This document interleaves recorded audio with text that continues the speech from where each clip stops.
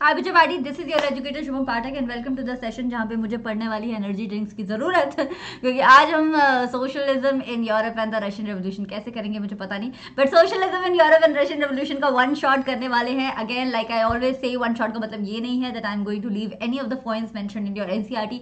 सारे points cover होंगे, सारे क्वेश्चंस के आंसर मिलेंगे, सारी एक्सप्लेनेशन मिलेगी। ऐसे पार्ट्स जहां से 1 मार्कर, 3 मार्कर, 5 मार्कर क्वेश्चन आ सकते हैं वो सब भी आपको इसी सेशन में मिलेगा। सेशन को स्टार्ट करने से पहले मैं बता दूं कि अभी भी टेलीग्राम ज्वाइन नहीं किया है तो क्या कर रहे हो यार। क्लास 9th ही नहीं, क्लास 10th के लिए भी टेलीग्राम ग्रुप बहुत इंपॉर्टेंट है। आपको एक टैब ओपन करना है फोन में या फिर आपके लैपटॉप में या पीसी में और उसमें livedaily.me/chat लिख के एंटर प्रेस करना है। जैसे ही एंटर प्रेस करोगे आपके पास पूरा पेज खुलेगा। उस पेज में से आपको Unacademy 9th and 10th select करके हमारा मेंबर बनना है ग्रुप का। ग्रुप में बहुत सारी इंटरेस्टिंग चीजें आती रहती है। ऐप डाउनलोड कर लोगे तो और भी भला हो जाएगा। ऐप डाउनलोड करके वहां पे क्लास 9th को सिलेक्ट कर लेना। अभी क्लास 9th कर लेना, नेक्स्ट ईयर क्लास 10th कर लेना। अभी ऐप पे ना 2 फ्री चीजें मिलती है। एक तो आपको क्विज मिलती है फ्री ऑफ कॉस्ट सारे सब्जेक्ट्स की, जब मन में आए खेल लो, ठीक है। या फिर आपको ऐप पे फ्री स्पेशल क्लासेस भी मिलती है। जैसे मेरी स्पेशल क्लास होने वाली है ना, अभी कल ही हुई है स्पेशल क्लास, कल या परसों, जिसमें मैंने टॉप 20 इंपॉर्टेंट टॉपिक्स रिवाइज करवाए हैं क्लास 9th के, ठीक है। इसके अलावा assertion and reasoning, case based questions, one shot revision, ऐसे बहुत सारे कोर्सेज और बहुत सारी क्लासेस तो मेरी ही हैं फ्री ऑफ कॉस्ट देखने के लिए आपकी अवेलेबल। तो ये स्पेशल क्लासेस देख लिया करो। अब बाई चांस अगर आपको अभी भी फाइनल एग्जाम से बहुत डर लग रहा है तो बच्चा अनअकैडमी का सब्सक्रिप्शन आप ही के लिए तो है। मैं 28 जनवरी से 23 फरवरी तक एक बहुत ही अमेजिंग कोर्स ला रही हूँ क्लास 10 एसएसटी का, जिसमें हम सारे चैप्टर्स रिवाइज करेंगे इंपॉर्टेंट क्वेश्चंस के थ्रू और बीच बीच में डाउट सॉल्विंग भी करेंगे और लाइव पोल भी किया करेंगे, right. So don't forget to join Unacademy subscription if your parents can afford it. Plus subscription 1 महीने के लिए लेके देखना चाहते हो, ट्राई करना चाहते हो, देख लो। बट मैं तो कहूंगी कि एक साथ क्लास 10th का भी भला कर दो। क्लास 10th में मैं वैसे भी आपको बायोलॉजी और एसएसटी पढ़ाती हूँ, तो पूरा का पूरा भला कर लोगे तो सबसे मैक्सिमम डिस्काउंट मिलेगा। और थोड़ा सा डिस्काउंट चाहिए हो तो मैम का कोड लगा लेना। मैम का नाम है शुभम और शुभम मैम आपको कोड दे रही है शुभ लाइव। ये कोड लगा दिए आपको एक्स्ट्रा 10% डिस्काउंट मिलता है बच्चा। आइकॉनिक सब्सक्रिप्शन का प्राइस इसलिए ज्यादा है क्योंकि इसमें फीचर्स ज्यादा है।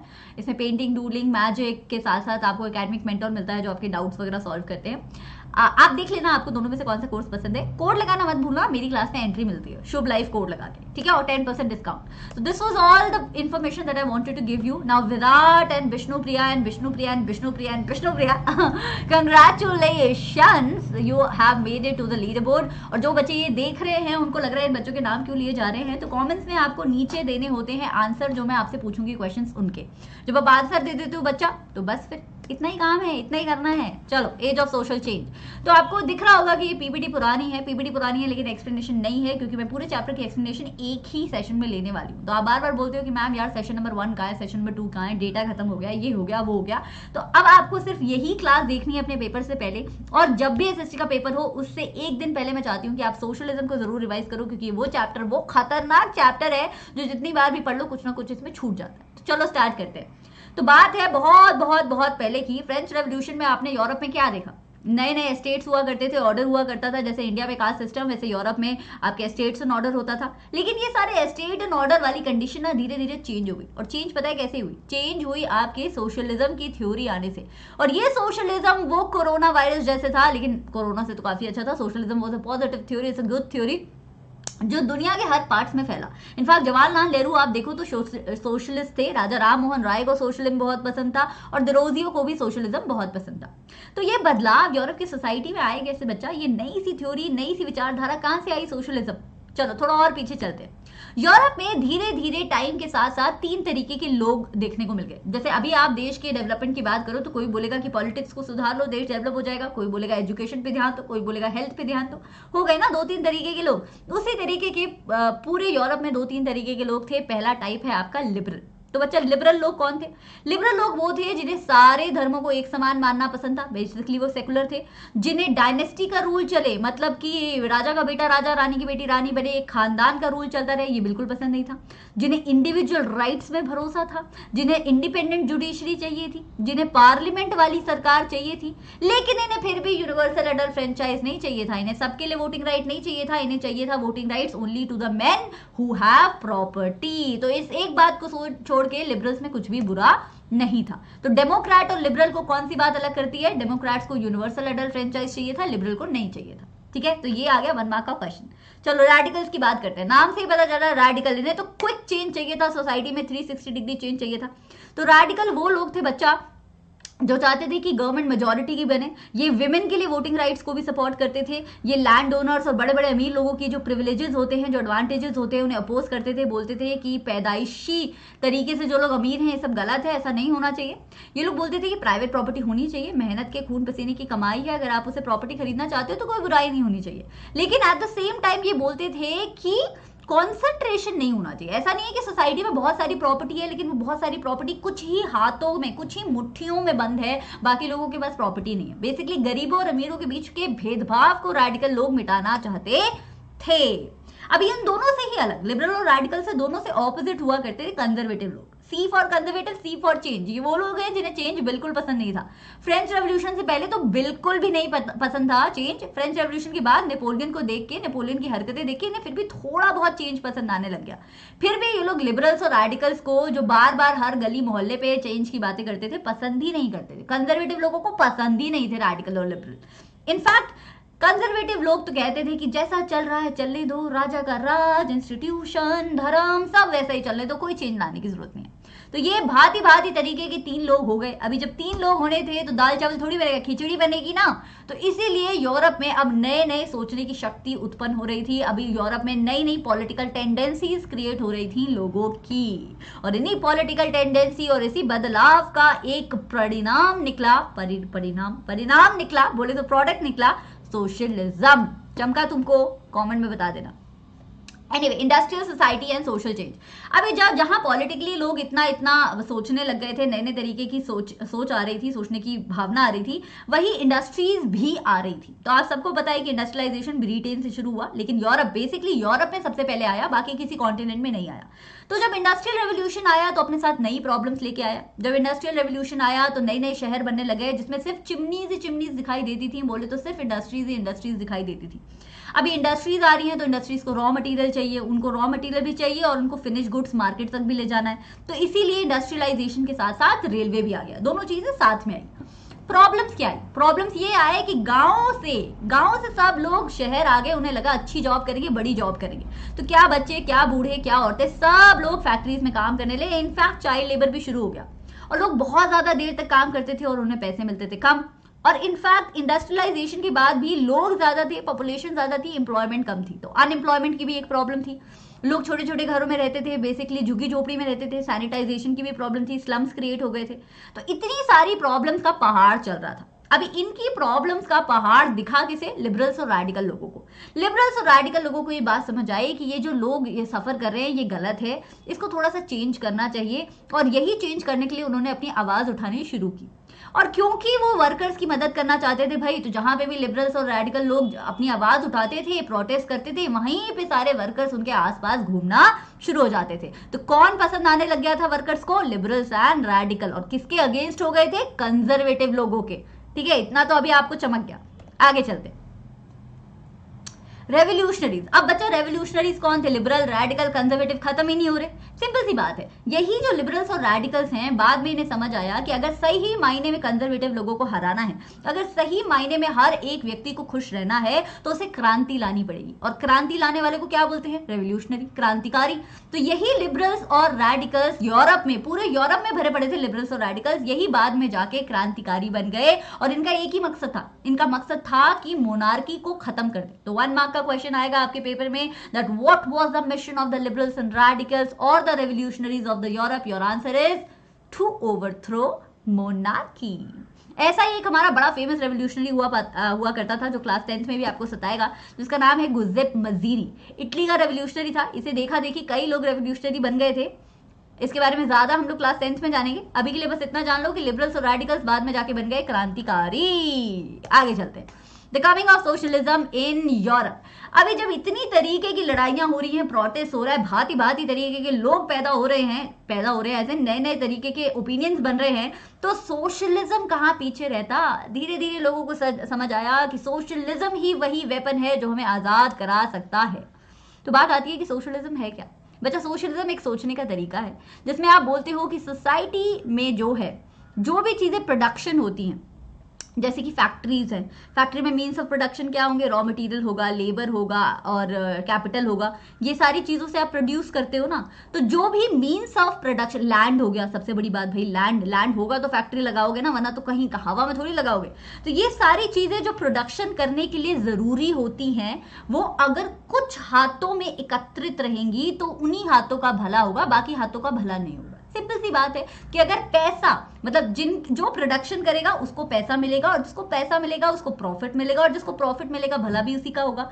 तो सोशलिज्म एक ऐसी थ्योरी थी जो बोल रहा था कि मीन्स ऑफ प्रोडक्शन कुछ हाथों की बजाय पूरी सोसाइटी के हाथों में हो, ताकि पूरी सोसाइटी को प्रॉफिट मिले और पूरी सोसाइटी का भला हो। तो सोशलिस्ट लोग कौन थे?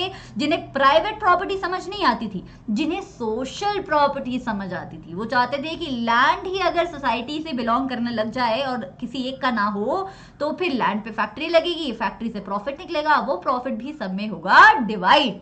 तो सोशलिज्म ने क्या बोला दुनिया को कि दुनिया में ये जो कैपिटलिज्म चल रहा है, मतलब पैसे वालों को जो पावर मिली हुई है, उसका सोल्यूशन है कोऑपरेटिव सोसाइटी। बोले तो एक ऐसी तरीके का बिजनेस हमें चलाना चाहिए जिसमें कोई एक पर्टिकुलर ओनर नहीं है, बल्कि उसमें कई सारे ओनर्स हैं और प्रॉफिट डिवाइड होता है। ठीक है, समझ आई? नहीं आई तो आप मेरे सोशलिज्म का लेसन नंबर 1 इसी चैनल पे देख सकते हो। Anyway, cooperatives. The cooperatives were the association that socialist people believed is going to free the world. Basically cooperative में 8 से 10 लोग होते हैं और प्रोडक्शन किया जाता है, और जो भी पैसा आता है वो सारे लोगों में डिवाइड होता है, किसी एक ही बेसिकली धौंस एटीट्यूड नहीं चलता है। तो दो तरीके के सोशलिस्ट हुआ करते थे उस जमाने में भी। सोशलिस्ट में भी अलग अलग तरीके के लोग आ गए। कुछ लोग सोचते थे कि यार जिसके पास पैसा है वही करे ना सोसाइटी के लिए भला, सोसाइटी आपके लिए अच्छा कर रही है तो आपका भी कुछ कर्तव्य बनता है सोसाइटी के लिए प्रति। कुछ लोग बोलते थे कि नहीं यार, अमीर लोगों पे जिम्मेदारी नहीं डालनी चाहिए, गवर्नमेंट पे जिम्मेदारी डालनी चाहिए। तो रॉबर्ट ओवन जैसे लोग जो बिलीव करते थे कि अमीर लोगों पे ही जिम्मेदारी होनी चाहिए कोऑपरेटिव बनाने की, they used to lead by example. वो सिर्फ बातें नहीं करते थे, उन्होंने खुद की कोऑपरेटिव सोसाइटी बना के दिखाई। न्यू हार्मनी नाम की कोऑपरेटिव सोसाइटी बनाई यूएसए के इंडियाना शहर में, और लोगों को ये बताया कि अमीर लोग भी सोसाइटी का भला कर सकते हैं। फिर और भी लोग थे, जैसे लुई ब्लैंक टाइप के लोग थे, जिन्हें रॉबर्ट ओवन से कोई मतलब नहीं था। उन्हें लगता था कि हम नहीं करेंगे यार, गवर्नमेंट को देखना चाहिए, गवर्नमेंट को ये सब सुधारना चाहिए। ठीक है, तो सोशलिज्म तो हो गया ये। अभी सोशलिज्म का बड़ा भाई होता है कम्युनिज्म। आप बोलोगे मैम बहुत कंफ्यूजिंग है, सोशलिज्म कम्युनिज्म सेम लगता है सेम। बस सोशलिज्म प्रॉपर्टी के बारे में बात करता है, यहाँ कम्युनिज्म में हम टिपिकल इंडस्ट्रियल सोसाइटी के बारे में बात करते हैं। आपको समझना पड़ेगा, जो कार्ल मार्क्स और फ्रेडरिक एंगल थे वो यूरोप में उस जमाने में पैदा हुए थे जब इंडस्ट्रियलाइजेशन अपने उफान पे था। तो उन्होंने जो देखा उस पर थ्योरी दे दी। उन्होंने देखा कि इंडस्ट्रीज में क्या होता है, कैपिटलिस्ट होता है। कैपिटलिस्ट का मतलब एक ऐसा आदमी होता है जिसके पास बहुत सारा पैसा होता है, वो वर्कर्स को एम्प्लॉय करता है, वर्कर्स से सारा प्रॉफिट निकलवाता है, और सारा प्रॉफिट जाता है उसके घर के अंदर, सेफ के अंदर, और वर्कर्स बेचारे उसी पोजीशन पे रह जाते हैं जिसपे सालों से काम कर रहे थे। तो कार्ल मार्क्स को ये बात बहुत बुरी लगी। वो चाहते थे कि कैपिटलिज्म ओवरथ्रो कर दिया जाए, सोसाइटी में जो पैसे की पावर चल रही है उसे ओवरथ्रो कर दिया जाए। इनफैक्ट प्रॉफिट उन्हें मिले जो सही में लेबर कर रहे हैं, और सही में लेबर कौन कर रहा है फैक्ट्रीज में? वर्कर्स। तो कार्ल मार्क्स बोलते थे कि कैपिटलिस्ट सोसाइटी को हटा के हमें कम्युनिस्ट सोसाइटी बनानी चाहिए। बच्चा, कम्यून का मतलब होता है सोसाइटी। तो हमें एक ऐसी सोसाइटी बनानी चाहिए जिसमें सबका भला हो, जिसमें वर्कर्स का भला हो, जिसमें कि फैक्ट्री ओनर्स का भला ना हो, प्रॉफिट सब में डिवाइड हो। तो देखा आपने, सोशलिज्म और कम्युनिज्म दोनों सोसाइटी के भले के बारे में बात करते हैं। सोशलिज्म लैंड से रिलेटेड है मोस्टली, और कम्युनिज्म आपका इंडस्ट्रियल प्रोडक्शन से रिलेटेड है मोस्टली। सोशलिज्म में आपने दो नाम पढ़े, रॉबर्ट ओवन और लुई ब्लैंक, और आपने कम्युनिज्म में पढ़ा Karl Marx and Friedrich Engels. तो यही 2-3 डिफरेंस है, बाकी दोनों आपस में भाई हैं, दोस्त है। Support for socialism. तो सोशलिज्म इतना पावरफुल बन गया, आपको समझना पड़ेगा। हम उस जमाने की बात कर रहे हैं बच्चा, जहां पे राजा महाराजा का राज चलता था, कोई ऐसे आजादी की बात नहीं करता था। तो वहीं पे जब ये क्रांतिकारी लोग आजादी की बात करने लगे, सोशलिज्म की बात करने लगे, कम्युनिज्म की बात करने लगे, तो काफी लोगों को पसंद आया। तो लोगों ने पॉलिटिकल पार्टीज बनानी शुरू कर दी, कई सारी पार्टीज बनी। पॉलिटिकल तो छोड़ो, ऐसे भी बहुत सारी ऑर्गेनाइजेशन बनी। तो एक ऑर्गेनाइजेशन का नाम है सेकेंड इंटरनेशनल, ये पूरे यूरोप में फेमस हो गई थी। दूसरी बनी आपकी जर्मनी में, फिर इंग्लैंड में भी बनी। मतलब हर जगह अब नई ऑर्गेनाइजेशन शुरू हो गई थी। और सबसे ज्यादा मेंबर्स कौन थे इसके? वर्कर्स। भाई इंडस्ट्रियल सोसाइटी की बात कर रहे हैं ना, इंडस्ट्रियल सोसाइटी में सबसे ज्यादा दुखी कौन रहता था? वर्कर्स। तो सारे वर्कर्स जो है छोटी छोटी मांगे रखने लगे कि हमसे कम काम कराओ, हमें थोड़े ज्यादा पैसे दो, हमारी लिविंग कंडीशन अच्छी कर दो। ये भी क्वेश्चन आपके पेपर में आ सकता है कि उस जमाने के वर्कर्स की क्या डिमांड उठती थी। तो क्या लिखोगे? Better living, good working conditions and more पे, लेसर वर्किंग आवर्स। यही तो डिमांड्स है छोटी छोटी, राइट। लेकिन फिर भी इतनी प्यारी प्यारी डिमांड्स के बाद भी, बहुत सारी पॉलिटिकल पार्टीज बनाने के बाद भी हमारा सोशलिज्म कहीं भी जीत नहीं पा रहा था। अभी कच्ची मिट्टी का घड़ा था सोशलिज्म, अभी उसे और पॉपुलैरिटी गेन करना बाकी था। इसीलिए तो 1914 तक गवर्नमेंट अभी भी सिर्फ कंजर्वेटिव लोग या लिबरल लोग, रेडिकल लोग चला रहे थे। अब आप बोलोगे मैम लिबरल लोग, रेडिकल लोग तो ये तो कम्युनिज्म को साथ देंगे ना, देंगे बच्चा, लेकिन कुछ एक्सटेंट तक ही देंगे। लेकिन अभी भी फुल फ्लेजेड पावर नहीं आ रही थी कम्युनिज्म या सोशलिज्म के हाथ में। बहुत सारी पॉलिटिकल पार्टी बनी, जर्मनी में आपकी सोशल डेमोक्रेटिक पार्टी बनी, ब्रिटेन में लेबर पार्टी बनी जो आज भी बहुत फेमस है, आपकी फ्रांस में बनी सोशलिस्ट पार्टी। ये सारी पार्टीज उन्हीं सोशलिज्म और कम्युनिज्म के बारे में बात करती थी, लेकिन कुछ हाथ नहीं लग पा रहा था। एनीवे, तो ये सब तो आपने अब तक क्या क्या थोड़ा प्रीकैप कर लेते हैं। लिबरल रेडिकल के बारे में पढ़ा आपने, पढ़ा कि लिबरल रेडिकल और कंजर्वेटिव दोनों आपस में जानी दुश्मन थे, मतलब एक तरफ लिबरल रेडिकल एक तरफ कंजर्वेटिव। आपने पढ़ा कि कंजर्वेटिव लोगों को चेंज पसंद नहीं था। आपने पढ़ा कि इंडस्ट्रियल रेवोल्यूशन से क्या क्या प्रॉब्लम्स आई। आपने पढ़ा कि सोशलिज्म क्या है, कम्युनिज्म क्या है, दोनों में जो छोटू सा डिफरेंस है वो भी पढ़ लिया। और आपने पढ़ा कि रशिया में ही नहीं पूरे यूरोप में लोग सोशलिज्म और कम्युनिज्म को पसंद कर रहे थे। अभी तक हमने इतना पढ़ा। अब थोड़ा रशियन एम्पायर पे आते हैं। रशिया के तरीके का कोई कंट्री तो था नहीं बच्चा, बल्कि एक एम्पायर थी, मतलब एक राजा की प्रजा थी। राजा का नाम जार निकोलस द सेकंड। जैसे हमारे हिंदी में किंग को राजा बोलते हैं, वैसे ही आपकी रशियन लैंग्वेज में किंग को जार बोलते हैं। तो जार निकोलस द सेकंड का मतलब है किंग निकोलस द सेकंड। तो रशिया के राजा थे भाई, और रशियन एम्पायर में बहुत सारी कंट्रीज आती थी, बहुत बड़ा सा एम्पायर था। और इसीलिए इनकी एम्पायर में बहुत सारे अलग अलग रिलीजन थे।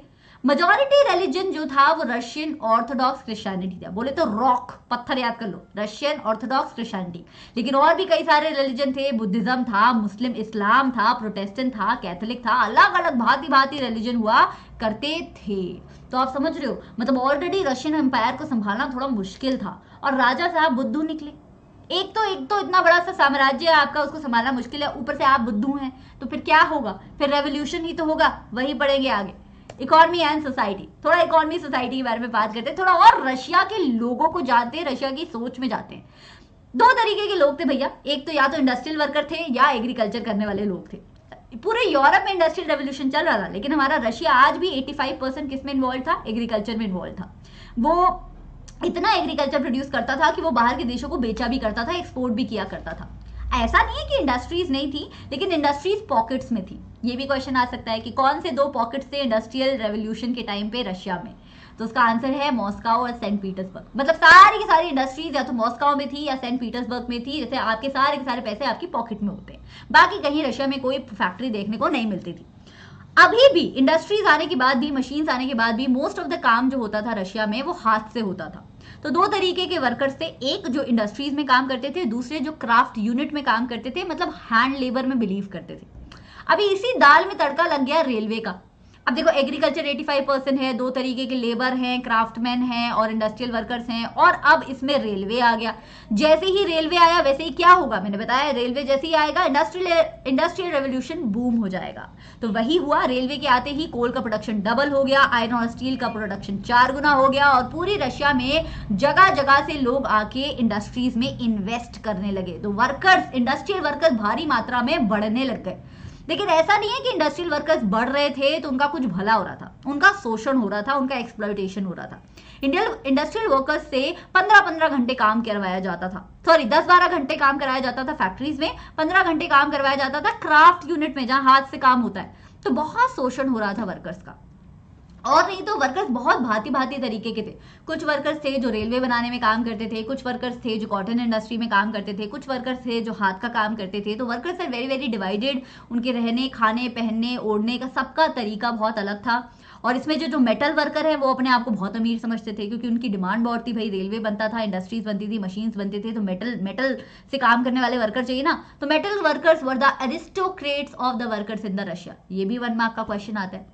पर कुछ भी बोलो, इतनी सारी प्रॉब्लम्स के बाद भी वर्कर्स को एक बात समझ आ गई थी कि अगर वो आपस में भाईचारा नहीं मेंटेन करेंगे तो कोई उनके लिए भाईचारा मेंटेन नहीं करेगा। तो वो एक दूसरे की मदद बहुत किया करते थे। जब भी कोई स्ट्राइक करनी होती थी सब एकजुट हो जाया करते थे, ट्रेड यूनियन बनाया करते थे, वर्कर यूनियन बनाया करते थे, आपस में एक दूसरे की मदद करते थे। कभी किसी को पैसे की जरूरत होती है तो पैसे दे दिया करते थे। तो they were very happy in themselves. तो वर्कर्स का तो आपको समझ आया। अभी पीजेंट्स पे आओ। पीजेंट्स तो और ही ज्यादा वहां के इंटरेस्टिंग है। तो रशिया में पेजेंट्स पैदा ही सोशलिस्ट हुए थे। मैं ऐसा क्यों कह रही हूँ, क्योंकि सोशलिज्म के आने से कई साल पहले से रशिया के जो पेजेंट्स हैं वो मीर फार्मिंग करते थे। मीर फार्मिंग का मतलब बच्चा, वो सारा लैंड एक साथ मिला लेते थे, आसपास का लैंड होता है ना, वो सबको मिक्स कर लेते थे। वो बोलते थे हम सबका लैंड है यार, कोई बात नहीं, एक साथ प्रोडक्शन करते हैं और उस लैंड पे खेती करते थे और जो भी प्रोड्यूस आता था उसे बेच के प्रॉफिट घरों में डिवाइड कर देते थे। तो यार उनको सोशलिज्म तो बचपन से ही आता था। लेकिन बाकी यूरोप के फार्मर्स की तरह वो सीधे नहीं थे। ये क्वेश्चन आपके पेपर में आ सकता है, that how do you say that Russian pageants were different from the other European pageants. क्यों? क्योंकि बाकी जो यूरोप के प्रेजेंट्स थे वो बड़े सीधे साधे थे, राजा साहब की रिस्पेक्ट करते थे, चर्च की रिस्पेक्ट करते थे। रशिया के पेजेंट्स नहीं करते थे, उन्हें नोबिलिटी से कोई लेना देना नहीं था। वो डेफिनेटली डिवाइडेड थे लेकिन उनमें भी यूनिटी बहुत थी। वो ऑब्वियसली साथ में प्रोड्यूस करते थे, मीर फार्मिंग करते थे। कभी कभी तो वो लैंडलॉर्ड्स को रेंट भी नहीं देते थे। ज्यादा चू चपट की लैंडलॉर्ड ने तो उसे पिटाई लगा देते थे भाई, मार डालते थे, मर्डर कर देते थे। तो खतरनाक पेजेंट्स थे रशिया के, right. So all of that you have to write when that question is asked. आगे चलते, सोशलिज्म इन रशिया। तो इतनी खिचड़ी पड़ी कि फाइनली रशिया में पॉलिटिकल पार्टीज बनना शुरू हो गई। पर ये जर्नी भी इतनी आसान नहीं थी, क्योंकि 1914 तक जो हमारे जार निकोलस साहब थे, जो राजा साहब थे, उन्होंने पॉलिटिकल पार्टीज बनाना इलीगल करार दे दिया था।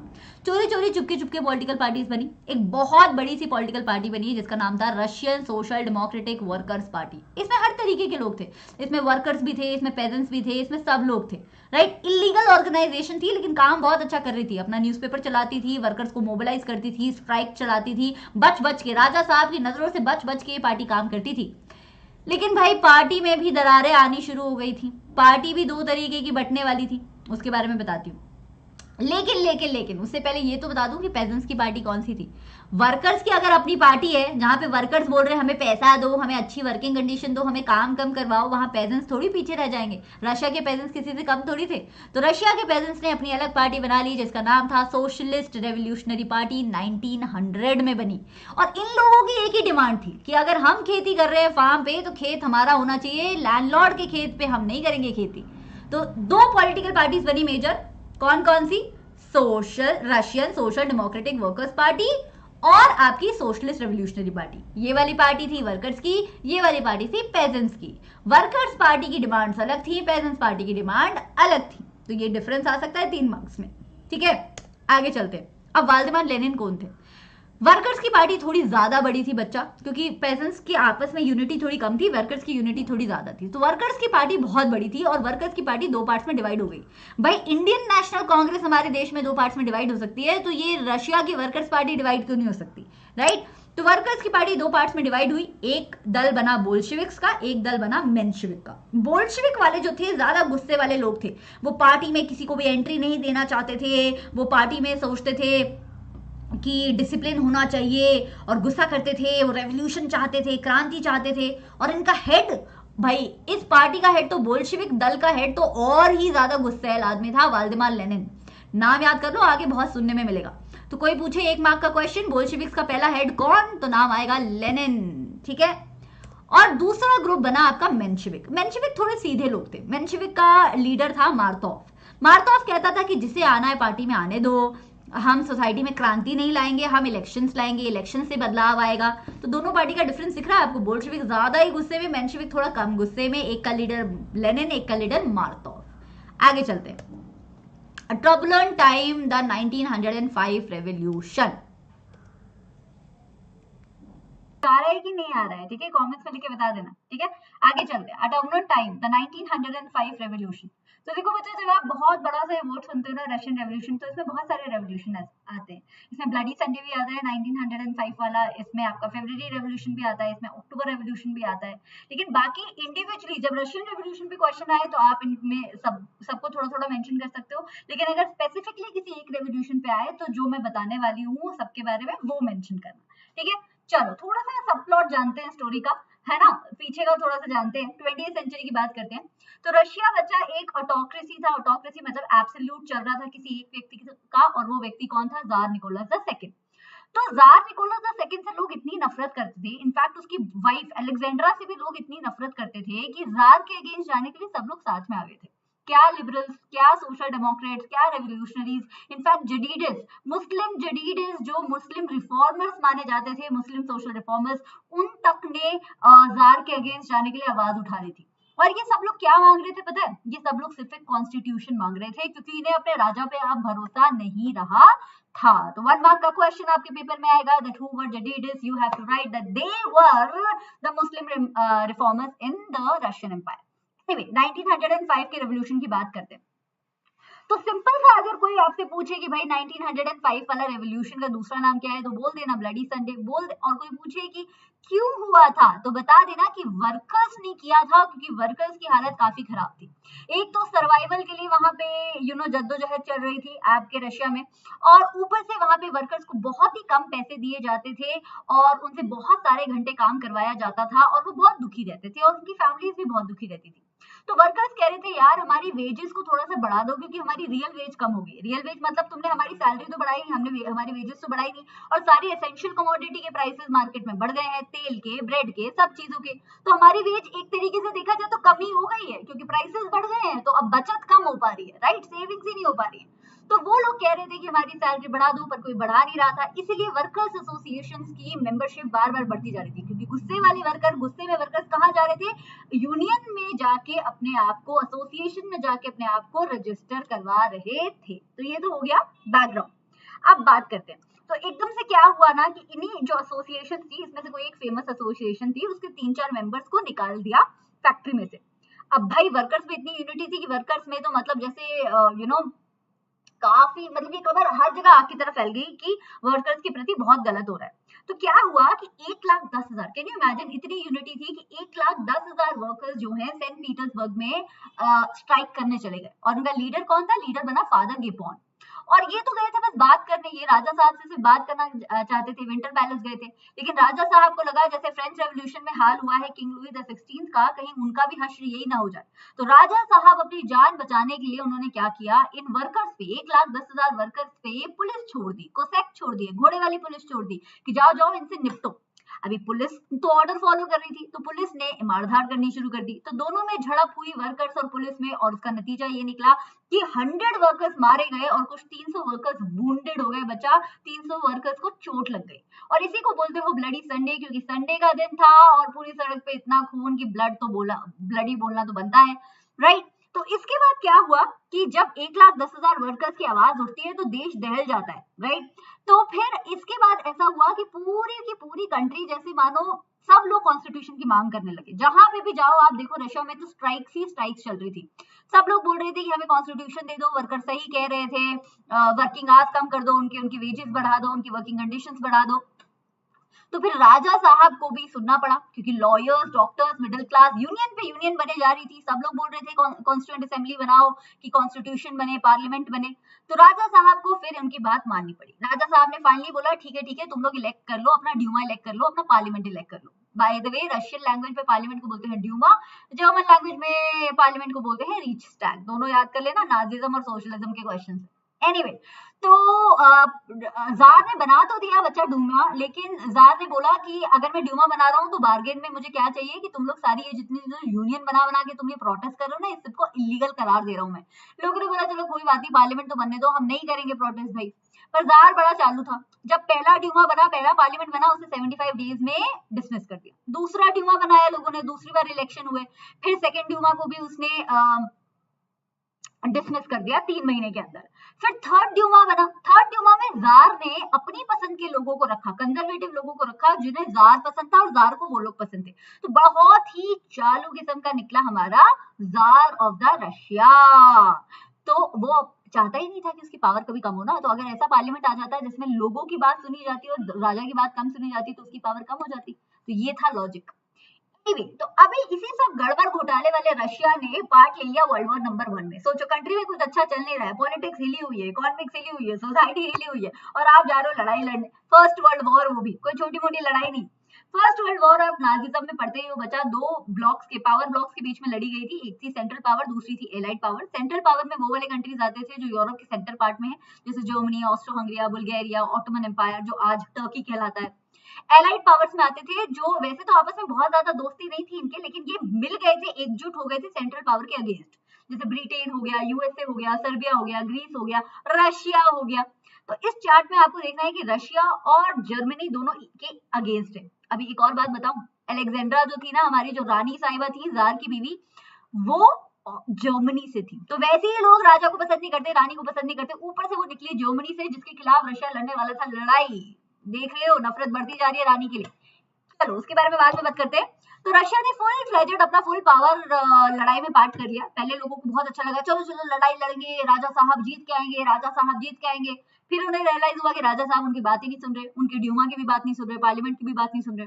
तो लोगों का जो उत्साह था वो एकदम टाइम डाइव फिस हो गया। इस पे भी आपकी बुक में क्वेश्चन आ सकता है, आपके पेपर में क्वेश्चन आ सकता है कि why the initial enthusiasm of the people of the Russia fizzled out during the first world war. तो उसका आंसर यही है क्योंकि राजा पर से विश्वास उठ गया था, ऊपर से रानी साहिबा से तो वैसे ही नफरत हो रखी थी क्योंकि वो शादी से पहले जर्मनी की थी।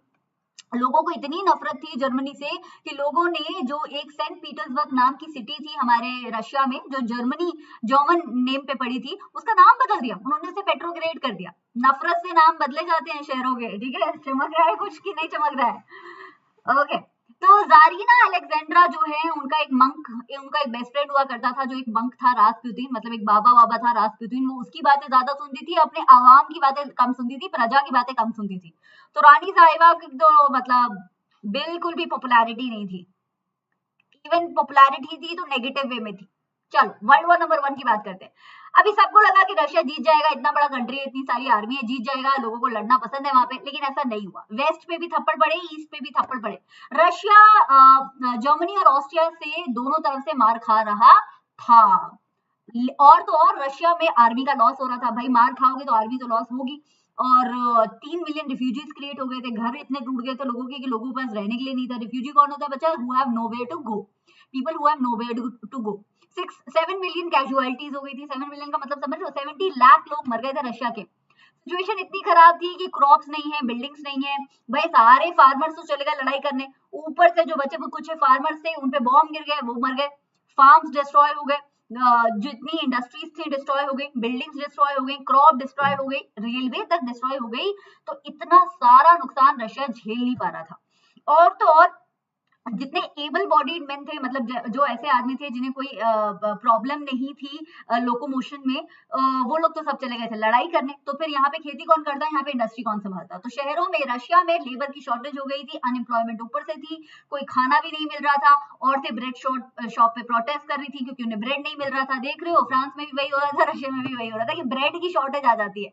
तो ओवरऑल अगर देखो तो रशिया का फायदा कम, नुकसान ज्यादा हुआ था। ये बात अलग है कि रशिया जीत गया था वर्ल्ड वॉर नंबर 1 में यूएसए की वजह से, लेकिन नुकसान तो बहुत हुआ था, लॉस तो बहुत हुआ था।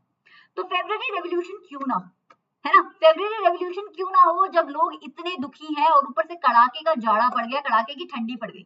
1917 में विंटर इतना ज्यादा था बच्चा कि लोगों को सर्वाइवल के लिए मुश्किल हो रही थी, घर में आग जलानी पड़ रही थी और आग जलाने के भी पैसे नहीं थे।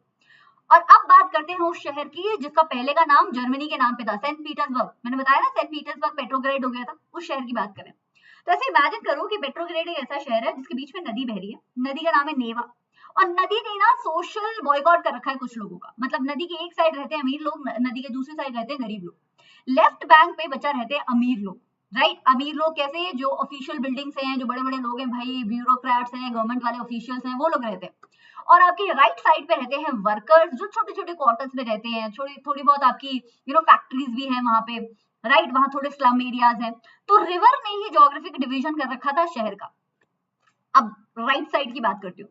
राइट साइड पे वैसे ही फूड की इतनी शॉर्टेज चल रही थी, विंटर कोल्ड था, लोगों को राजा पसंद नहीं था, राजा को ड्यूमा पसंद नहीं था, इतनी दिक्कतें चल रही थी रशिया में।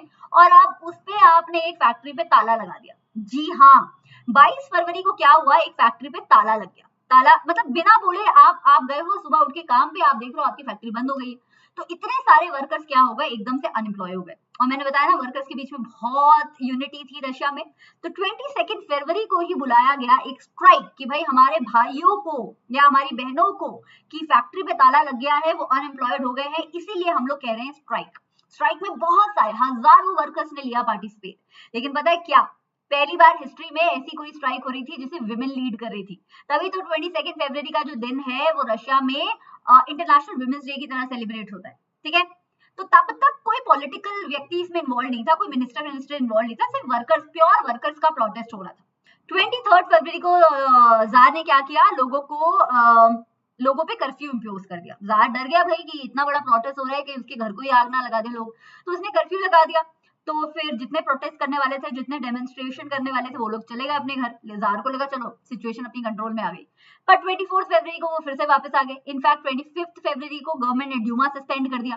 लोग और गुस्से में आ गए। डेमोन्स्ट्रेटर्स ने पुलिस पे अटैक कर दिया, पुलिस हेडक्वार्टर्स पे अटैक कर दिया, फैक्ट्रीज पे अटैक कर दिया। इनफैक्ट रिवर नेवा टाप के वो राइट साइड से लेफ्ट साइड जाने लग गए, अमीरों के इलाके में जाने लग गए।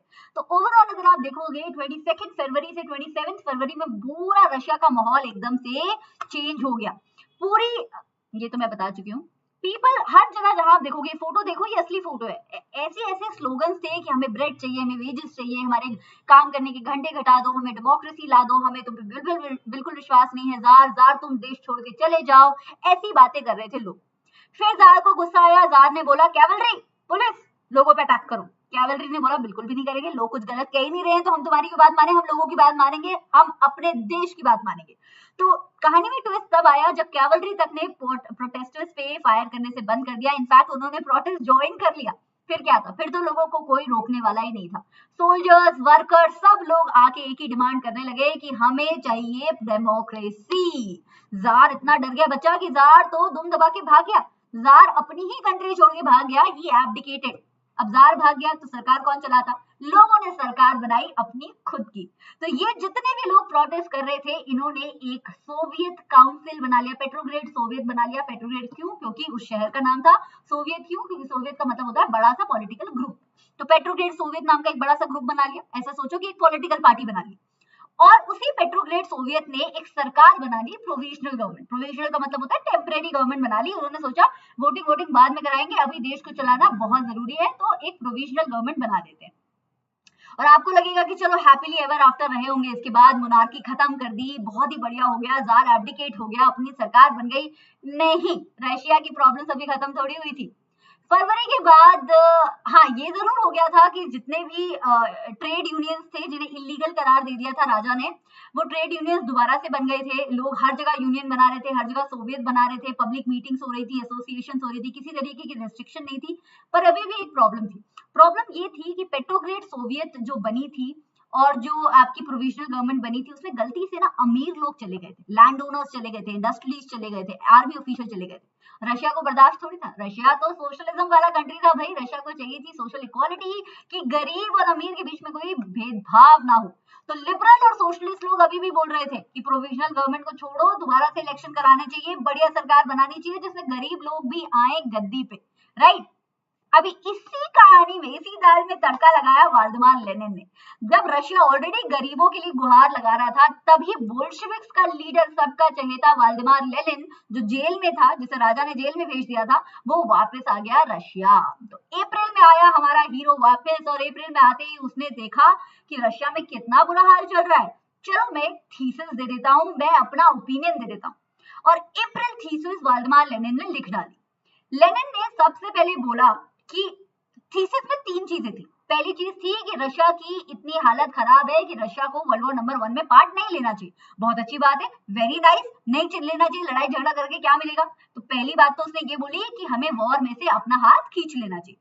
दूसरा उसने बोला कि लैंड जो है पेजेंट्स को देना चाहिए। अभी भी जो लैंड है रशिया में, सोशलिज्म वाले रशिया में भी लैंड अभी भी अमीर लोगों के पास था। तो हमारे लेनिन भाई साहब ने बोला कि ये लैंड अमीरों से लेके गरीबों को देना चाहिए, क्योंकि असली काम तो पेजेंट्स कर रहे हैं, स्मॉल फार्मर्स कर रहे हैं।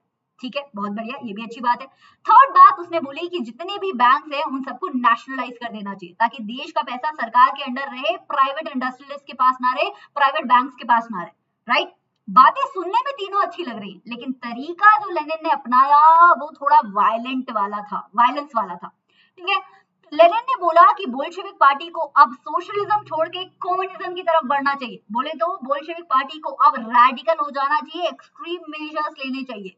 बोल्शेविक पार्टी के मेंबर्स को लग रहा था कि लेनिन थोड़ा ओवर रिएक्ट कर रहा है, थोड़ा प्रोविजनल गवर्नमेंट पे थोड़ा हम लोग ट्रस्ट दिखाते हैं, क्या पता अच्छा करने लग जाए लोगों के लिए। लेकिन लेनिन कह रहा था तुम पछताओगे, देख लेना तुम पछताओगे। और लेनिन एक्चुअली में सच्चा निकला। बोल्शेविक्स ने बाद में ये समझा कि लेनिन सही कह रहा था, अब बोल्शेविक पार्टी को कम्युनिस्ट पार्टी हो जाना चाहिए और प्रोविजनल गवर्नमेंट की मनमानी नहीं चलनी चाहिए, बल्कि इलेक्शंस होने चाहिए, गरीबों की भी सरकार बननी चाहिए, राइट। तो फिर क्या था, धीरे धीरे लेनिन ने सरकार गिराने के लिए अपना सपोर्ट गैदर करना शुरू किया। भाई अभी जेल से आया था ना, सपोर्ट में थोड़ी कमी थी, सपोर्ट गैदर करना जरूरी था। तो सबसे पहले उसने वर्कर्स का सपोर्ट गैदर करना शुरू किया, सोल्जर्स का सपोर्ट गैदर करना शुरू किया, सबको सिखाया कि ट्रेड यूनियन बनाओ, अपनी क्या वर्कर्स एसोसिएशन बनाओ, प्रोटेस्ट करो, तुम्हारी मांगे पूरी होंगी, जरूर होंगी। तो सबको बेसिकली एक तरीके से बोलो तो भड़काना शुरू किया कि सरकार के अगेंस्ट चलते हैं। और ये देख के प्रोविजनल गवर्नमेंट को थोड़ा खतरा लगा, उसे लगा कि यार इतनी मुश्किल से सरकार बनाई थी, अब ये लेनिन भाई साहब आ गए कि हमारी सरकार की पावर कम ना हो जाए। तो दोनों के बीच में फ्रिक्शन आ गई, बोल्शेविक्स के बीच में जो कम्युनिस्ट पार्टी बन चुकी थी और हमारी प्रोविजनल गवर्नमेंट के बीच में थोड़ी सी दरार आनी शुरू हो गई थी। तो थोड़ा थोड़ा प्रोटेस्ट करना भी शुरू कर दिया था बोल्शेविक। प्रोटेस्ट करना तो रशिया में देखो सबको पसंद था, तो लेनिन की लीडरशिप के अंडर बोल्शेविक्स ने प्रोटेस्ट करना शुरू कर दिया और गवर्नमेंट ने प्रोटेस्ट को दबाना शुरू कर दिया। अब एक बात जो हम इस पूरे चैप्टर से समझे हैं वो ये है, रशियंस को बिल्कुल पसंद नहीं कि उनके प्रोटेस्ट को, उनकी आवाज को कोई नीचे करे, राइट। तो जैसे ही बोल्शेविक्स के प्रोटेस्ट को लोगों ने दबाना शुरू किया, प्रोविजनल गवर्नमेंट ने दबाना शुरू किया, बोल्शेविक्स को समझ आ गया कि इस सरकार को तो गिरा के ही छोड़ेंगे, राइट। कंट्री साइड की तो मैं क्या बात बोलूं, ये सब तो शहरों में हो रहा था, इंडस्ट्रियल शहरों में हो रहा था। कंट्री साइड पे पेजेंट्स का अपना अलग एजेंडा चल रहा था, वो अभी भी उसी बात पे अटके हुए थे कि हमें लैंड दे दो, या अमीरों से छीन के हमें लैंड दे दो, हमारे लैंड को रीडिस्ट्रीब्यूट करा दो, सारी मेहनत हम करते हैं, हम लैंड कमेटी बनाएंगे, हमें बस लैंड दे दो। तो हम फिर से रिवाइज करते हैं बच्चा, प्रोविजनल गवर्नमेंट बनी किसके बाद, फेब्रुअरी रेवोल्यूशन के बाद। कहानी अभी खत्म नहीं हुई, हीरो आ गया एंट्री में, लेनिन आ गया एंट्री में। लेनिन ने लिखी अप्रैल थीसिस, लेनिन ने बोल्शेविक पार्टी को किया रीनेम, कम्युनिस्ट पार्टी बना दिया, लेनिन ने सारा सपोर्ट गैदर किया और लेनिन अब प्रोटेस्ट करने वाला था प्रोविजनल गवर्नमेंट के अगेंस्ट और कंट्री साइड में पेजेंट्स लैंड कमिटीज बना के रीडिस्ट्रीब्यूशन ऑफ लैंड की बात कर रहे थे। तो ये 6 पॉइंट्स अभी हमने डिस्कस किए, आगे चलते हैं। फाइनली जब ये फ्रिक्शन बढ़ती जा रही थी तो रेवोल्यूशन होना ही था, रेवोल्यूशन तो आना ही था, और ये रेवोल्यूशन इतना बड़ा आएगा किसी ने सोचा नहीं था। इसको बोलते हैं बच्चा अक्टूबर रेवोल्यूशन। धीरे धीरे जो दरार थी प्रोविजनल और बोल्शेविक के बीच में वो बढ़ती गई। लेनिन को लग रहा था प्रोविजनल गवर्नमेंट डिक्टेटरशिप लगा देगी, प्रोविजनल गवर्नमेंट को लग रहा था लेनिन सरकार गिरा देगा। तो दोनों के बीच का डिस्ट्रस्ट इतना बढ़ गया था कि रेवोल्यूशन की सिचुएशन बनने लग गई थी। सितंबर में लेनिन ने अपराइजिंग की बातें छेड़नी शुरू कर दी। मतलब अभी तक तो सब सीक्रेसी में हो रहा था, लेनिन ने आउटराइट बोल दिया अपने सपोर्टर्स को कि मैं एक रिवोल्ट करना चाहता हूं। फिर सपोर्ट गैदर किया, आर्मी का, सोल्जर्स का, सोवियत का, फैक्ट्री वर्कर्स का, जिसका सपोर्ट मिल सका था उसने सपोर्ट ले लिया। 16 अक्टूबर को उसने पेट्रोग्रेड सोवियत को भी कन्विंस कर लिया। बताओ, पेट्रोग्रेड सोवियत ने तो प्रोविजनल गवर्नमेंट बनाई थी, उस तक को कन्विंस कर दिया। तो लंका का विभीषण भी अब आ गया था राम की साइड, बोले तो, राइट। बोल्शेविक की साइड आ गया था पेट्रोग्रेड सोवियत, ठीक है। मिलिट्री रेवोल्यूशनरी कमेटी, अब लेनिन जो है डिसिप्लिन से सब कुछ करना चाहता था, तो लेनिन ने एक मिलिट्री रेवोल्यूशनरी कमेटी बनाई, एमआरसी, और लेनिन ने बोला मिलिट्री रेवोल्यूशनरी कमेटी तुम्हारा हेड है लियोन ट्रॉट्स्की। भाई मेरे पास और भी बहुत काम है, मुझे बहुत सारी चीजें देखनी है, एमआरसी का हेड मैं लियोन ट्रॉट्स्की को बना रहा हूँ। और उसने इवेंट की डेट किसी को नहीं बताई, क्योंकि क्या पता लेनिन के सपोर्टर में से कोई प्रोविजनल गवर्नमेंट का सपोर्टर होता जो स्पाई कर रहा था लेनिन पे। तो लेनिन ने इवेंट की डेट नहीं बताई, लेनिन ने बस अपना काम जारी रखा। अपराइजिंग हुई 24 अक्टूबर को। 24 अक्टूबर को रिवोल्ट किया पहली बार बोल्शेविक्स ने। प्राइम मिनिस्टर ने क्या किया, समन कर दिया, ऑर्डर कर दिया आर्मी को कि जाओ लेनिन और लेनिन के सपोर्टर्स की पिटाई लगाओ। मिलिट्री चली गई, बोल्शेविक न्यूज़पेपर्स पकड़ लिए, बोल्शेविक्स की बिल्डिंग सीज कर दी। पर बोल्शेविक्स क्या कम थे, बोल्शेविक्स ने भी हमारे प्रोविजनल गवर्नमेंट के मिनिस्टर्स तक को पकड़ लिया, गवर्नमेंट ऑफिसर्स और मिनिस्टर्स को अरेस्ट कर लिया। और इस झड़प में, बोल्शेविक्स और प्रोविजनल गवर्नमेंट की झड़प में जीता कौन, हमारा hero Lenin, Bolshevik military revolutionary committee. तो उसी रात तक पूरा का पूरा शहर जो है लेनिन के कब्जे में आ गया था, और लेनिन की सबने वाहवाही की, पेट्रोग्रेड सोवियत ने भी वाहवाही की, और रशियन कांग्रेस ने भी वाहवाही की, और पेट्रोग्रेड तो छोड़ो, मॉस्को तक लेनिन के अंडर आ गया था, बोल्शेविक के अंडर आ गया था।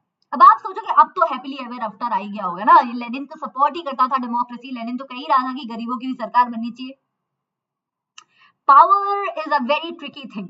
तो लेनिन ने जीतते ही, बोल्शेविक ने जीतते ही क्या किया, बैंक्स को नेशनलाइज कर दिया, सारे के सारे सोशल टाइटल्स अबॉलिश कर दिए, नई यूनिफॉर्म बना दी, यूनिफॉर्म कंपटीशन कर दिया जिसमें बुडियानोव्का यानी कि सोवियत हैड नाम की एक हैड जीती उस कंपटीशन को। सिटीज में जो है घर के बंटवारे फैमिली साइज के अकॉर्डिंग होने चाहिए, जो अमीर लोग थे यूरोप के एरिस्टोक्रेसी उनके सारे टाइटल्स को बैन कर दिया, सारे के सारे अमीर लोगों से उनका लैंड छीन के गरीब पेजेंट्स को लैंड दे दिया। तो जो जो उसने अप्रैल थीसिस में बोला था वो सब किया, इनफैक्ट उससे थोड़ा ज्यादा किया। लेकिन एक चीज जो उसने नहीं की बच्चा, वो थी डेमोक्रेसी। बोल्शेविक पार्टी का नाम अब रशियन कम्युनिस्ट पार्टी हो गया था। बोल्शेविक को लगा कि कॉन्स्टिट्यूएंट असेंबली में पार्ट लेते हैं हम तो जीत ही जाएंगे, हमारे पास तो इतना सपोर्ट है, हमने तो प्रोविजनल गवर्नमेंट को हराया है। लेकिन ऐसा नहीं हुआ। सरप्राइजिंगली कॉन्स्टिट्यूएंट असेंबली वाले इलेक्शन बोल्शेविक्स मेजोरिटी में नहीं जीते। लेनिन को बहुत गुस्सा आया। लेनिन को इतना गुस्सा आया कि जो कॉन्स्टिट्यूएंट असेंबली इलेक्ट हुई थी, लेनिन ने उसे डिसमिस कर दिया। पावर तो बहुत थी लेनिन के पास, राइट? तो लेनिन ने असेंबली को डिसमिस कर दिया और बोल दिया कि रशिया आज से मेरा है। लेनिन ने बोल दिया, बोल्शेविक ने बोल दिया कि मैं बनाऊंगा सरकार और रशिया बनेगा वन पार्टी सिस्टम। और एक और गलती की, डेमोक्रेसी को तो छीन ही लिया, इनफैक्ट लेनिन ने जर्मनी से भी हाथ मिला लिया ब्रेस्ट लिटोस में। ये बात लोगों को कुछ हजम नहीं हुई क्योंकि जर्मनी तो वर्ल्ड वॉर नंबर 1 में रशिया का दुश्मन था और लोग आज भी जर्मनी को दुश्मन मानते थे। तो लेनिन की दो गलतियां हुई, एक डेमोक्रेसी को खत्म करना, दूसरा जर्मनी से हाथ मिलाना और रशिया को वन पार्टी सिस्टम बना देना, इनफैक्ट सेंसरशिप लगा देना। जिन चीजों की वजह से लेनिन जीता था, जिन वादों को करके लेनिन ने वो वादे पूरे नहीं किए। लेनिन ने ट्रेड यूनियंस बनाई बच्चा, जो पार्टी के कंट्रोल में रहती थी। अब सारे लोगों पे लेनिन नजर रखता था, कोई फंडामेंटल राइट्स नहीं थे, कोई लोगों के पास फ्रीडम ऑफ एक्सप्रेशन और फ्रीडम ऑफ ओपिनियन नहीं था। और रशिया में अब फिर से एक तरीके से देखा जाए तो डिक्टेटरशिप लग गई थी।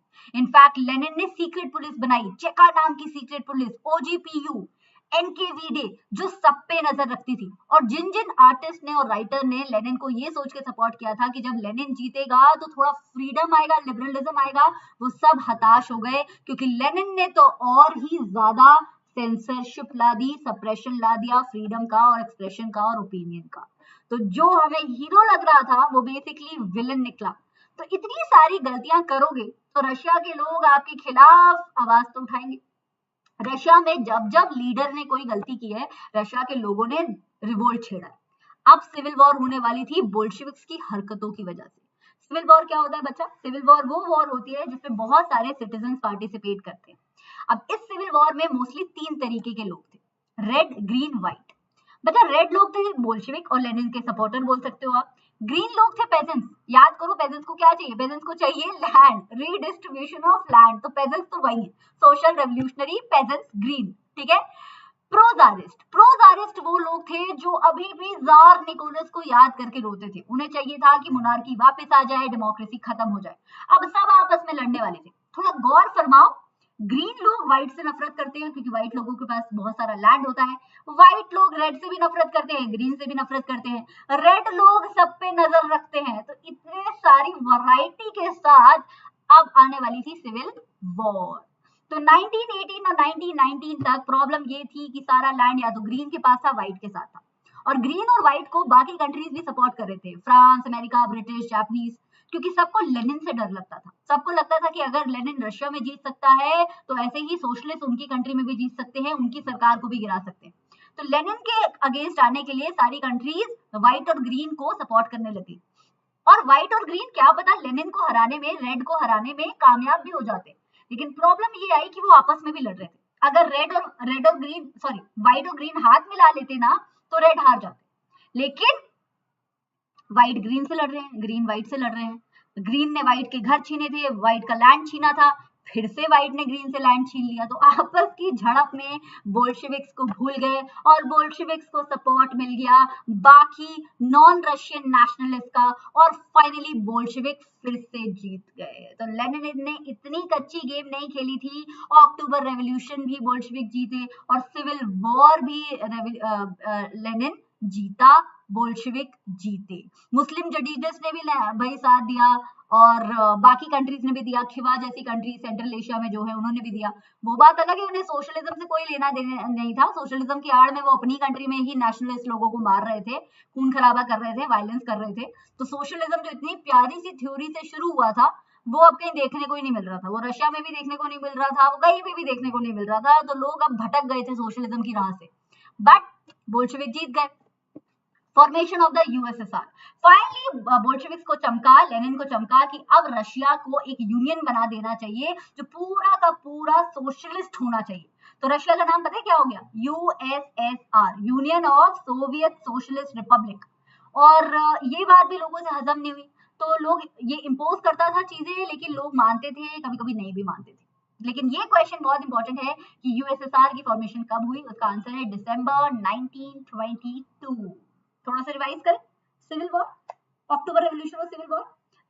हमारे अक्टूबर रेवोल्यूशन में बोल्शेविक जीते, लेकिन बोल्शेविक के साथ प्रॉब्लम थी कि उन्होंने डेमोक्रेसी को खत्म कर दिया और सेंसरशिप लिया, तो लोग उनसे गुस्सा हो गए, सिविल वॉर हो गई। ग्रीन रेड व्हाइट, व्हाइट कौन? राजा को पसंद करने वाले, ग्रीन कौन? पेजेंट्स, छोटे पेजेंट्स, और रेड कौन? बोल्शेविक के सपोर्टर।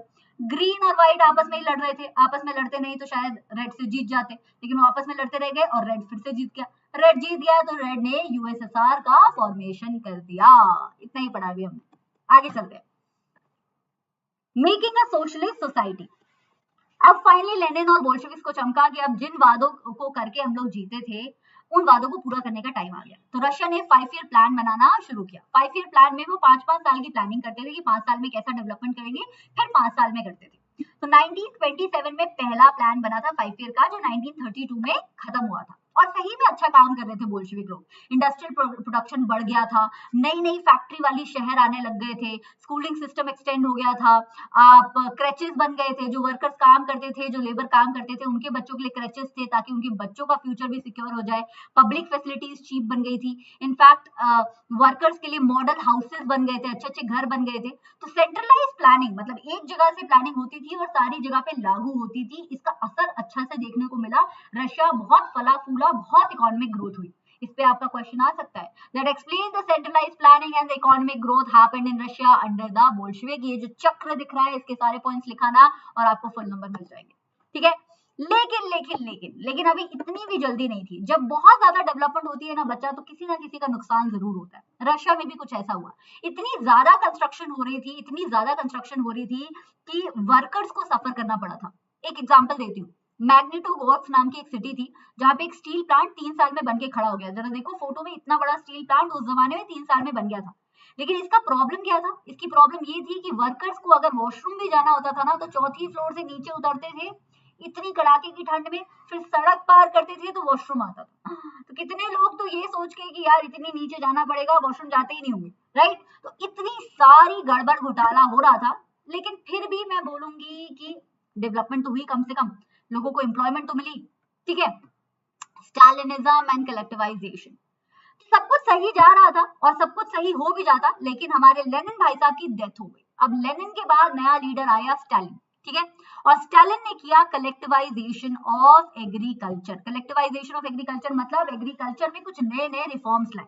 सबसे पहले तो स्टालिन ने गवर्नमेंट के अंडर आके बोल्शेविक के लीडर बने वो, उन्होंने क्या किया कि फिक्स कर दिए प्राइसेस। मतलब अगर 10 रुपए पे ग्रेन मिलेगा तो 10 रुपए पे मिलेगा, फिर 10 से ऊपर पे आप बेच नहीं सकते। तो उन्होंने प्राइसेस फिक्स कर दी। बच्चा, जब प्राइसेस फिक्स हो जाते हैं तो आपकी बार्गेनिंग पावर खत्म हो जाती है। कोई आपको बोले कि आप बड़े हो गए इंजीनियर बन जाओ, लेकिन आपको सैलरी सिर्फ 20,000 मिलेगी, दैट इज रॉन्ग ना। क्या पता जब तक जमाना बदल जाए 20,000 आज ही कुछ नहीं होता, तब तो कुछ भी नहीं होगा, राइट। तो इसी तरीके से स्टालिन ने हमारे प्राइसेस फिक्स कर दिए। ये बात पेजेंट्स को बिल्कुल पसंद नहीं आई, पेजेंट्स को लगा हमारा नुकसान हो रहा है इसमें, इसलिए पेजेंट्स ने सरकार को अपने ग्रेन्स बेचना बंद कर दिया। पेजेंट्स ने बोला तुम कम पैसे दे रहे हो, हम तुम्हें बेचेंगे, ठीक है।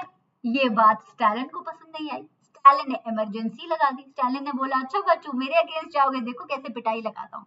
स्टालिन ने अपनी आर्मी भेज दी, स्टालिन ने अपनी पुलिस भेज दी और बोला कि जाओ रिच पेजेंट्स के पास जितना सामान है सब लूट के ले आओ, और गवर्नमेंट को देने से मना करते हैं, पिटाई भी लगा देना, राइट।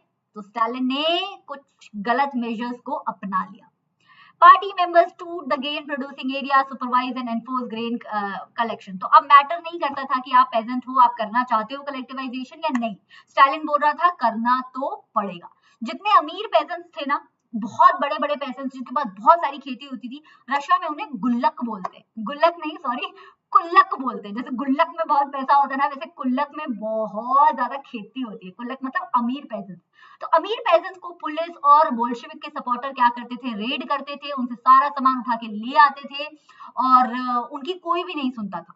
और अब स्टालिन कह रहा था कि चाहे आप चाहो चाहे ना चाहो, आपको ये कुलक सिस्टम हटाना पड़ेगा। और अब जो है वेल टू डू फार्मर्स की मर्जी नहीं चलेगी, बल्कि अब तो मैं फार्म कलेक्टिवाइज करूंगा। कलेक्टिवाइज का मतलब बच्चा कैसे बताऊं मैं, मान लो आपके पास 2 ग्लासेस हैं, 3 ग्लासेस पानी है, आपने एक बड़ी बोतल ली, खाली बोतल, और तीनों ग्लासेस पानी उसमें डाल दिया, राइट।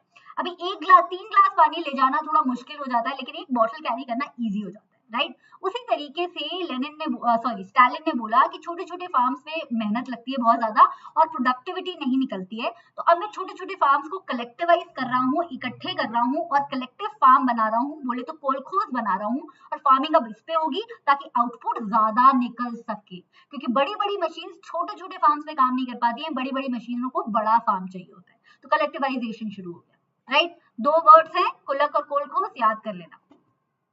तो अब स्टालिन भाई साहब फोर्स करने लगे कि आपको करना ही पड़ेगा। प्रॉफिट शेयर होता था, बात अच्छी लग रही है सुनने में, लेकिन पेजेंट्स को पसंद ही नहीं था, पेजेंट्स नहीं करना चाहते थे। पेजेंट्स इतना चिढ़ गए कि पेजेंट्स ने बोला अच्छा तुम हम पे चीजें इंपोज करोगे, हम अपना लाइफ स्टॉक ही एलिमिनेट कर देंगे। पेजेंट्स ने खुद के गाय भैंस बकरियों को मार डाला। इनफैक्ट 1929 से 1931 में the number of the cattle fell by 1/3। इतना ज्यादा नुकसान हो गया, लोग खुद ही अपनी लाइफ स्टॉक को खत्म कर रहे थे ताकि स्टालिन ना जीत सके। गुस्सा देख रहे हो पेजेंट्स का, इंडियन पेजेंट्स की तरह नहीं है। Anyway, those who resisted collectivisation were severely punished. हमारा स्टालिन भी कम नहीं था, पेजेंट्स मना करते थे, स्टालिन पिटाई लगाता था, देश से बाहर निकाल देता था, बोले तो डिपोर्ट कर देता था, जेल में डाल देता था, बोले तो एग्जाइल कर देता था, इतना तंग करता था लोगों को। और स्टालिन के खुद के लोग अगर स्टालिन को बोलते थे कि यार तुम गलत कर रहे हो, इतना गलत मत करो, तो उनकी भी पिटाई लगा देता था, उनको भी डिपोर्ट कर देता था, उनसे रॉन्ग कन्फेशन लेके उनकी पिटाई लगाता था, मार डालता था, उनकी फैमिलीज को भी मरवा देता था। कुछ ये सब करके 4 मिलियन लोग मर गए रशिया में, मतलब 40 लाख लोग तो इस सब लड़ाई झगड़े में ही मर गए। तो स्टालिन का बहुत क्रिटिसिज्म हुआ, बहुत क्रिटिसिज्म हुआ, लेकिन उससे भी उसको क्या पड़ी थी, वो अपने जो भी उसके अगेंस्ट जाता था उसे भी मरवा देता था। वहां पे भी 20 लाख लोग मर गए, देख रहे हो आप, 60 लाख लोग तो मतलब ऐसे ही मर जा रहे हैं बच्चा, कोई पूछने वाला ही नहीं है, और कहने के लिए सोशलिज्म चल रहा है। तो रशिया में गड़बड़ घोटाला चल रहा था। चलो थोड़ा सा रिवाइज करते हैं। लेनिन मर गया, लेनिन के बाद बना बोल्शेविक्स का हेड स्टालिन। स्टालिन ने किया कलेक्टिवाइजेशन ऑफ फार्म, उसमें 2 चीजें आई। उसने जो अमीर फार्मर्स थे कुलक, उनसे बोला कि हमें दो अपना ग्रेन, और ग्रेन के थे फिक्स प्राइस। और उसने छोटे फार्मर्स को बोला तुम्हें कलेक्टिवाइज करना पड़ेगा फार्म, जो भी उसके अगेंस्ट किया सबकी पिटाई लगाई, उन्हें मरवा दिया। ठीक है जी। ग्लोबल इन्फ्लुएंस, तो क्या लगता है आपको कि रशिया जो इतना गड़बड़ घोटाला हो गया था, रशिया में इतनी लड़ाई झगड़ा हो गया था, तो दुनिया रशिया के बारे में क्या सोचता था, वही है इस टॉपिक में। How did socialism in Russia affect the other parts of the world. तो बहुत मिक्स्ड रिव्यू है बच्चा। कुछ लोगों को सोशलिज्म बहुत पसंद आया और रशिया का स्टाइल बहुत पसंद आया, क्योंकि वहां वर्कर्स आवाज उठाते थे, गरीब लोग आवाज उठाते थे। कुछ लोगों को रशिया का स्टाइल पसंद नहीं आया। बहुत सारी कंट्रीज थी जब कम्युनिस्ट पार्टीज बननी शुरू हो गई। इनफैक्ट ब्रिटेन, जो एक बहुत ही कंजर्वेटिव देश माना जाता है, वहां तक कम्युनिस्ट पार्टी बन गई। इनफैक्ट जो बोल्शेविक लोग है ना, वो तो कॉलोनीज को बल्कि प्रोत्साहित करते थे कि तुम्हें तो रेवोल्यूशन जरूर करना चाहिए, तुम्हें तो सोशलिज्म जरूर अपनाना चाहिए। जैसे इंडिया वालों ने भी रशियन रेवोल्यूशन से बहुत प्रेरणा ली थी, इनफैक्ट फ्रेंच रेवोल्यूशन से भी बहुत प्रेरणा ली थी, क्योंकि हमें भी अंग्रेजों के खिलाफ आवाज उठाने की जरूरत थी। तो बोल्शेविक लोग बहुत सारी चीजें करते थे अपने सोशलिज्म को पूरी दुनिया में फैलाने के लिए। इस पे आपका क्वेश्चन आ जाएगा, that how did Bolshevik popularise socialism outside Russia. तो मैं बताती हूँ क्या क्या किया। पॉइंट नंबर 1, उन्होंने conference of the people of the east रखी, जिसमें रशिया ही नहीं बल्कि और भी जितने लोग थे दुनिया के जिन्हें सोशलिज्म पसंद था, वो पार्टिसिपेट करते थे। पॉइंट नंबर 2, उन्होंने बोल्शेविक ने एक कोमिंटर्न बनाया। कोमिंटर्न मतलब एक इंटरनेशनल यूनियन बनाई, एक इंटरनेशनल ग्रुप बनाया, जिसमें अगर आपको सोशलिज्म पसंद है, आपको रशिया से कुछ सीखना है, तो आप उसका मेंबर बन सकते हो। और उन्होंने एक यूनिवर्सिटी भी खोल दी, वो सोशलिज्म अब पढ़ाते भी थे, यूनिवर्सिटीज में सोशलिज्म पढ़ाया जाता था, बताओ। लेकिन इतना सब करने के बाद भी कुछ ऐसे कंट्रीज थे जिन्हें लगता था कि रशिया एक बैकवर्ड कंट्री है, मतलब एक पिछड़ा देश है जहां गलती से लोगों के हाथ में पावर लग गई है। गलत बात है, ऐसा नहीं बोलना चाहिए, बट ऐसा लोग मानते थे, राइट। और ये भी मानते थे कि ये जो बैकवर्ड कंट्री है वो बहुत सोशलिज्म की बातें करता है, लेकिन वो अपने ही सिटीजन्स को फ्रीडम नहीं देता। ये बात तो सच है, रशिया में लोगों को फ्रीडम नहीं मिलती थी। तो जैसा कि मैंने बोला, रशिया को मिक्स्ड रिस्पॉन्स मिल रहे थे। ब्रिटेन जैसी कंट्रीज कम्युनिस्ट पार्टी बना के उसको सपोर्ट कर रही थी, पसंद कर रही थी, लेकिन बाकी देश जो है थोड़ा बैकवर्ड बोल रहे थे। तो थोड़ा सा उसका इन्फ्लुएंस धीरे धीरे 20th सेंचुरी की खत्म होते होते डिक्लाइन होना शुरू हो गया। और एक ऐसा कंट्री जो बहुत फेमस हो सकता था, एक ऐसी थ्योरी जो बहुत फेमस हो सकती थी, वो थोड़ी लिमिटेड रह गई। होमवर्क क्वेश्चन, तो ये था आपके चैप्टर में, ये थी story. Let me know if you like this one shot explanation. और अगर अभी भी आपको कोई डाउट हो तो बच्चा डोंट फॉरगेट कि जस्ट 9th चैनल पे, जो सिर्फ 9th के लिए है, जिस चैप्टर का डिटेल्ड एक्सप्लेनेशन 3 या 4 पार्ट्स में अवेलेबल है, तो आप वो वाली वीडियोस को भी देख सकते हैं। उसमें क्वेश्चंस भी हैं जो आपके एग्जाम में आ सकते हैं। होमवर्क क्वेश्चन जो दे रही हूँ इसको जरूर कमेंट्स में बता देना। And thank you so much for watching this. And इसके आंसर्स बताओगे तो मुझे समझ आएगा कि तुम्हें समझ आ रहा है, और कुछ गलत होगा तो वो भी मुझे पता चलेगा। तो your question is this and this and this, नहीं दो ही है ठीक है। और जाने से पहले मैं फिर से बताना चाहूंगी कि अनअकैडमी में आपको लर्निंग ऐप पे 2 चीजें फ्री मिलती है बच्चा। एक क्विज आपको कंप्लीटली फ्री मिलती है और एक स्पेशल क्लास कंप्लीटली फ्री मिलती है। स्पेशल क्लासेस, मेरी बहुत सारी स्पेशल क्लासेस हैं। क्लास 9 का कंप्लीट सिलेबस का पूल है, 100 आउट ऑफ 100 की मोस्ट इंपॉर्टेंट टॉपिक्स हैं, नाजिज्म है, सोशलिज्म है, वन शॉट रिविजन्स हैं। अभी मैंने बहुत इंपॉर्टेंट टॉप 20 इंपॉर्टेंट टॉपिक्स करवाए हैं। ऐसे बहुत सारी अमेजिंग स्पेशल क्लासेस हैं जो आपको हेल्प कर सकती है। असर्शन एंड रीजनिंग है, तो आपको जो मन करे इसमें से आप देख सकते हो। And you can use the code बच्चा शुभ लाइव, SH मत भूलना, SHUBHLIVE, Shubh live is the code. And I see you next time with another chapter. And if at all, wait a second, if at all you feel कि आपको मुझसे plus पे पढ़ना है, आपको अनअकैडमी का सब्सक्रिप्शन ज्वाइन करना है, तो लेट मी टेल यू कि मेरा कोर्स शुरू हो गया है बच्चा। 28 जनवरी से कोर्स शुरू हो गया है, जिस कोर्स को आप अवेल कर सकते हो अगर आप अनअकैडमी का प्लस ज्वाइन कर लो। प्लस पे आपको एक्स्ट्रा 10% डिस्काउंट और मेरी क्लास में एंट्री मिलेगी with the code again Shubh live. तो शुभ लाइव वो कोड है जिससे आप सारी फ्री क्लासेस देख सकते हो, और अगर पेड क्लासेस में आना चाहते हो तो आपको 10% डिस्काउंट मिलता है, ठीक है। तो डू थिंक अबाउट इट। 28 जनवरी से लॉन्च हुआ है और इसमें हम सारे के सारे एसएसटी के चैप्टर्स के इंपॉर्टेंट पार्ट्स कर रहे हैं और डाउट सॉल्व कर रहे हैं। So I will see you in class and bye bye, thank you. Don't forget to hit the like button and share with your friends. I know you guys are scared of this chapter, so don't forget to share this video with your friends. Bye.